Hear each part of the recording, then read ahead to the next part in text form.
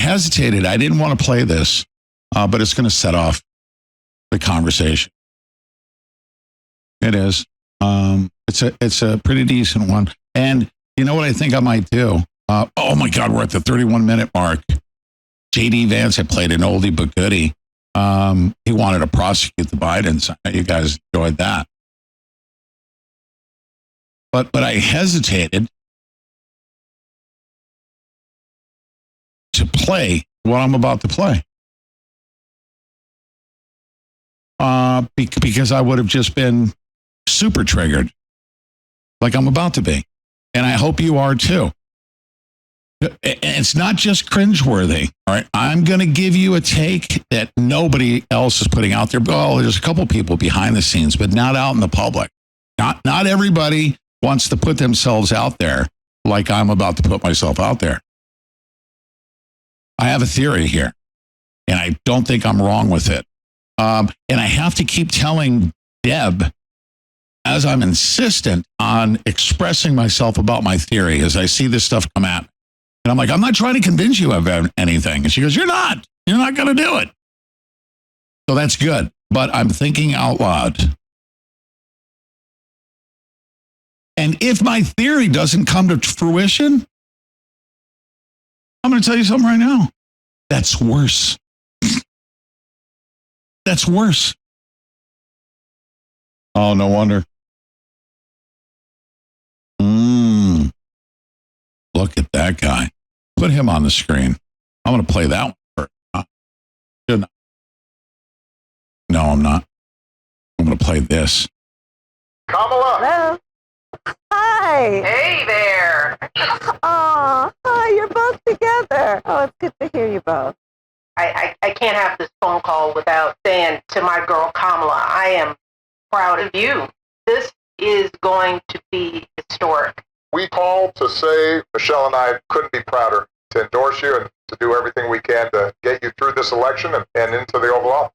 Oh, my goodness.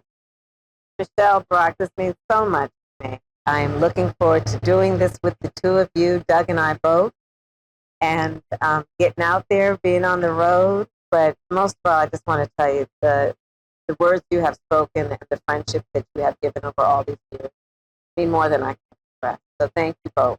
It means so much. And we're going to have some fun with this too, aren't we? Harris. No. Yuval Noah Harari for president. This is a globalist agenda. Everyone understand that? Globalist. And at the top of the globalist agenda are Marxists. This is a Marxist revolution. Does everyone understand that? Does everyone understand that? These are Marxists. So when I say that I have a theory, and that theory, if it does not come to fruition, okay, means that we will have Kamala Harris.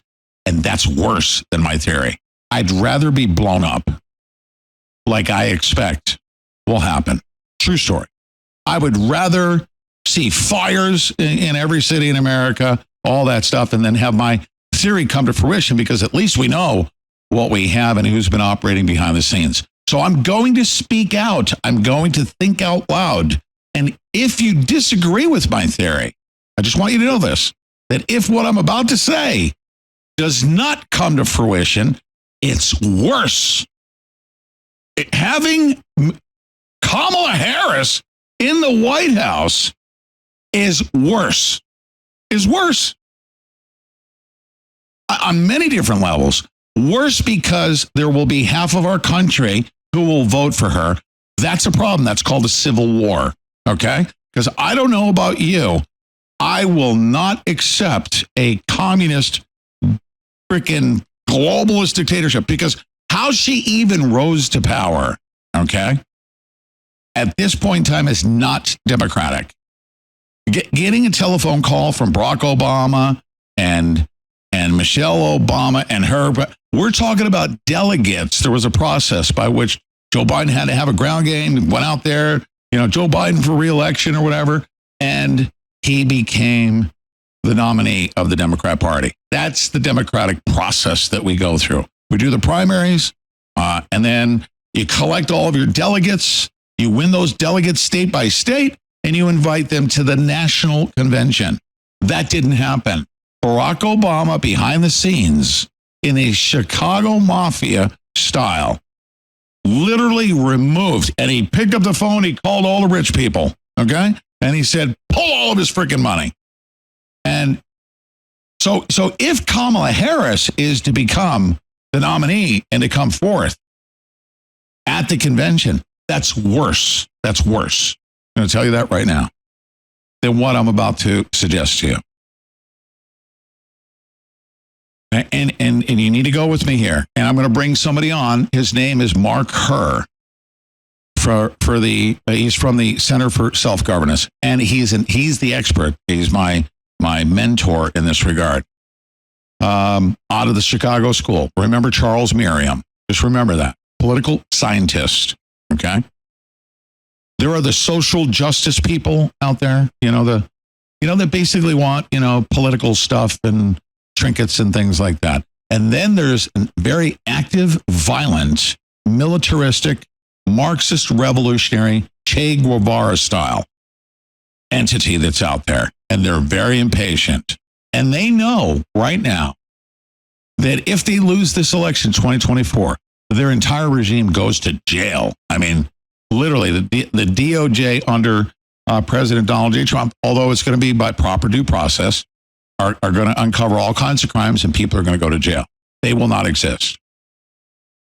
They will not only lose power and not have access to trillions of dollars, people are going to jail. James Comey, Hillary Clinton, Eric Holder, Valerie Jarrett, all of them will go to jail. So they know this. Now, if you knew you were going to go to jail and you knew that you were going to lose the duffel bag full of trillions of dollars, ladies and gentlemen, if you're a betting person, would you pull your wallet out, okay, and say, bam, I'm putting all of my money and everything is going to ride over the next 102 days on Kamala Harris? Would you bet the farm on Kamala Harris? Answer that question for me. And I'm going to go to several chat rooms right now. I want you to answer that question.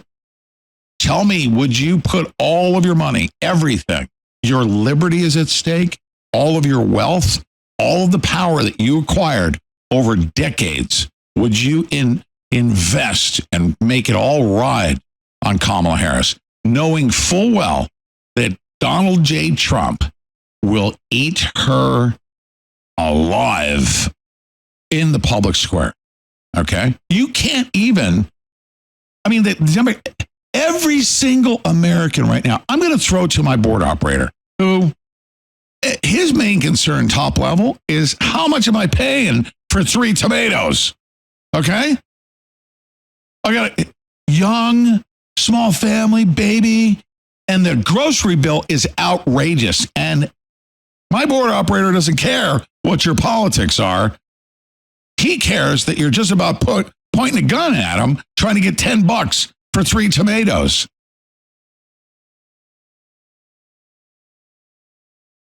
Now, I'm going to ask my board operator right now, if you knew that Joe Biden opened up the border, okay, and then he put Kamala Harris as the border czar in charge of the border, which destroyed the entire country. Regardless of your politics, would you accept Kamala Harris knowing full well that that entire regime destroyed our country with illegal immigration? Would you accept Kamala Harris? No, it doesn't matter what your politics are. They already know who Kamala Harris is. As a matter of fact, Joe Biden could have plausible deniability and say, I don't know, man, I got dementia. She's the chick down at the border. She was my border czar.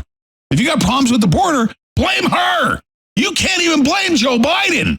He's got dementia. That's logical. You can't even put all of the pressure on Joe Biden. He is the puppet figure, the lead figure in the border, and he's at the microphone, between 1 and 1:30, before he drinks his soup and takes a freaking nap. But his border czar was Kamala Harris, and that's the person that they're pushing forward. Okay? if you're Barack Obama and you're all the multi-billion-dollar, Marxist revolutionaries who want to push somebody forward, would you take that person knowing full well that 90% of the country, 90, and we're not talking like 50-50, 90% of the country doesn't like the illegal immigration that's going on right now. They don't like it. And you're going to put the person out there that was in charge of it and expect to win an election.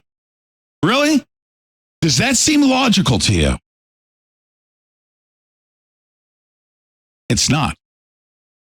It doesn't make any sense at all. Democrats have delivered big time. Big time. They've delivered big time.